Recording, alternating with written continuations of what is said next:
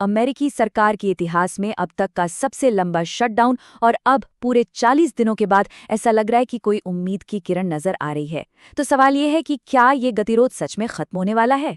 चलिए इसी को समझते हैं। वॉशिंगटन में ना इस वक्त हलचल काफी तेज हो गई है। हफ्तों की जो राजनीतिक खींचतान चल रही थी, उसके बाद अब व्हाइट हाउस और कांग्रेस दोनों तरफ से कुछ पॉजिटिव संकेत मिल रहे हैं। ऐसा लग रहा है कि शायद कोई रास्ता निकल आया है। और देखिए, ये संकेत कहीं और से नहीं बल्कि सीधे राष्ट्रपति ट्रंप की तरफ से आ रहे हैं। उनका बयान है, ऐसा लग रहा है कि हम शटडाउन खत्म करने के बहुत करीब हैं, आपको बहुत जल्द पता चल जाएगा। ये अपने आप में एक बहुत बहुत बड़ी खबर है। और बात सिर्फ राष्ट्रपति तक ही सीमित नहीं है। नहीं, सीनेट के जो बड़े नेता हैं वो भी इस बात पर मुहर लगा रहे हैं।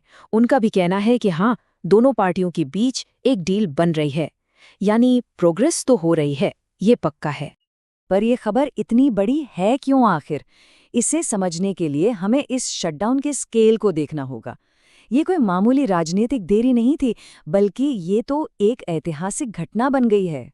40 ये सिर्फ एक नंबर नहीं है, ये उन दिनों की संख्या है जब दुनिया की सबसे शक्तिशाली सरकार एक तरह से ठप पड़ी थी। पूरे 40 दिन। और इसी के साथ अमेरिकी इतिहास में राजनीतिक गतिरोध का एक नया अनचाहा रिकॉर्ड बन गया। जी हाँ, ये अब तक का सबसे लंबा सरकारी शटडाउन है। अच्छा, तो समझौता तो हो रहा है, ये मान लेते हैं, पर वो कौन सी चीज है जो इसे कानून बनने से रोक रही है? इसका जवाब ना सीनेट के वोटों के गणित में छिपा है। यहाँ पर हमें फिलिबस्टर को समझना होगा। ये सीनेट की एक ऐसी प्रक्रिया है, एक ऐसी रुकावट है जिसे पार करने के लिए सिंपल मेजॉरिटी काफी नहीं होती। इसे तोड़ने के लिए 100 में से 60 सीनेटरों का सपोर्ट चाहिए ही चाहिए।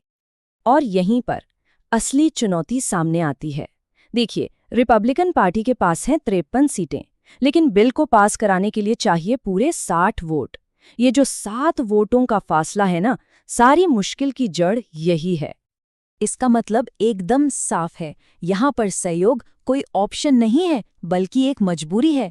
बिना दूसरी पार्टी के समर्थन के ये बिल सेनेट से पास हो ही नहीं सकता। अब जरा वोटों का गणित और गहराई से समझिए।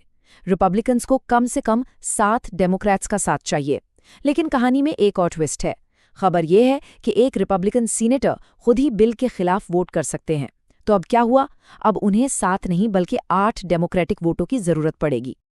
जैसा कि सेनेटर जॉन थ्यून ने कहा, हम देखेंगे कि वोट कहाँ हैं।